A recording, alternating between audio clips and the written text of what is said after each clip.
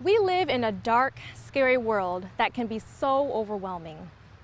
The threat of terrorism, war, AIDS, cancer, crime, divorce. In such a world, what gives us hope? God does, of course. But how? And how does our hope in God influence the way we live in a world filled with despair? Today, we're going to talk to an elderly woman who was plunged into a world so dark we can hardly imagine it. Diet Iman wasn't old when this happened. She was a young Dutch woman who, with her fiancé Heinz Sietsma, risked everything to rescue Jews from Nazis in Holland during World War II. Their courageous efforts saved the lives of hundreds of Jews. But Diet paid a high price. She was sent to a Nazi prison camp, and her fiancé Hein was killed. She wrote a book about her experience, and we'll hear her story today on this edition of Living Your Faith.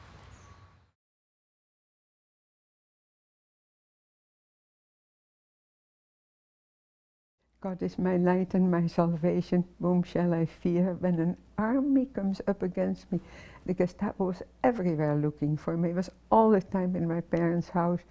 But he will put me on a rock and hide me in his tent, and that's what God did for me. We were loaded in trains and brought to a concentration camp, Vught, in the south of the Netherlands.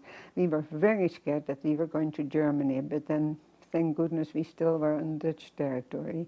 Because on Dutch territory they had never executed women, but in Germany they did that too. I was called out for my hearing, and an officer came, and we knew that it was about 10 minutes to the building, and then you were in a room, and there you were interrogated, and that were not judges, that were Gestapo guys, and if they were in a bad mood, that they had burned toast, they could sentence the day everybody to death, or whatever. They did the most. You were totally depending on their mood. When I walked those 10 minutes to that building, I was bombarded with God's promises. And if you read the Bible, there are so many, but the ones that stuck out was, not a hair of your head can be harmed without the will of your Heavenly Father. And the second you don't need every day, but I needed it then. Do not fear when you have to appear before authorities and kings. I will give you the words. And maybe I was impolite to God, but I said, you have said it, you have to do that. And I held God to his promises. Well, Hein was one of our two leaders, and he was so wonderful. Yeah, of course he was, but first I wasn't in love with him. Anyway, then when he was at the IJssel, and I realized, that is the river right near, he gets killed, and then I realized I love him. And then, just then I got a letter, I want to come to The Hague, not for your family, but just for you. And then, so that we started, and our love grew and grew and grew. And then he was arrested and smuggled a note out. Anyway, in the end, he went to so many camps, and he was killed in Dachau. But he was before that at the East Sea in Neuenkamp. That was a terrible camp. So few survived. And I was angry with God, because you've seen on the TV the skeletons they were. And they were propped in cattle cars. And if they died on the road, they couldn't even fall down. They were so propped full. There was no that they could bathroom, there was no water.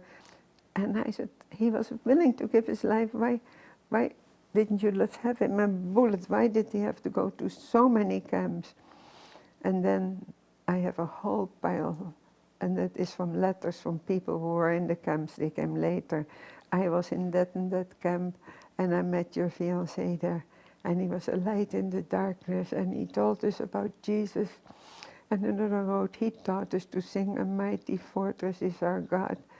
And when I heard that, I thought he had to be a missionary among dying people.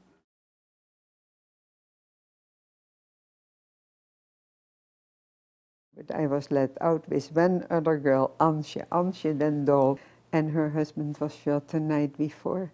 So she did, but when she got out, the two of us were let out of a big gate, not where we got in, and there was nothing. There was just sand, and in the distance were trees, And you saw tracks from a cartwheel and horse manure.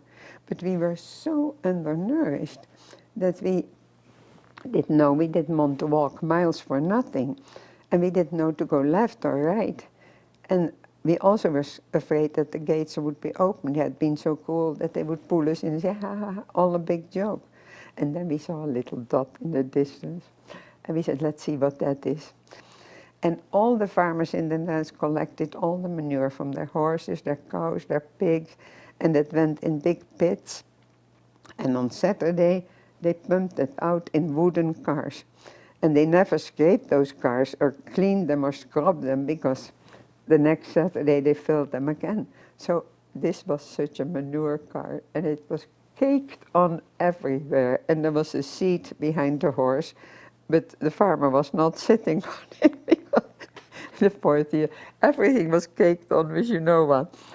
And then he was walking next to the horse, and we walked up to him, and he said, girls, do you just come out of the camp? And we said, yes. He says, would you?